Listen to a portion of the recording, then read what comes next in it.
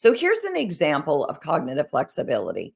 Let's say that when something isn't working, some people just get super rigid and they're like, no, this is my solution. And I insist on sticking to this solution, even when they start to recognize that that solution isn't working.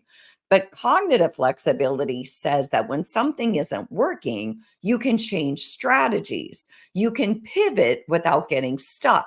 So let's say that you start with one approach to solve a problem. You see that it's not working. So rather than stubbornly digging in your heels and persisting down the same path, you change your approach and you move forward differently.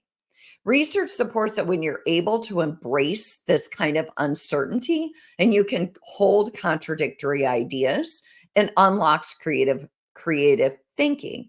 So when we, embrace that uncertainty, we come up with more innovative solutions. So that's huge, right? Because if you're faced with a problem, and we are, let's face it, we don't go through a day where we don't run into a problem. To me, it's like, maps tells you to go a certain way to a destination.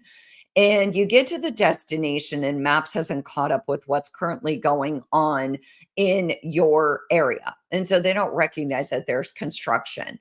And so maps is telling you you need to keep going straight. If you're not cognitively flexible, you're like, no, you know what? I need to go through this, but there's barriers set up and there's people working. So obviously you can't.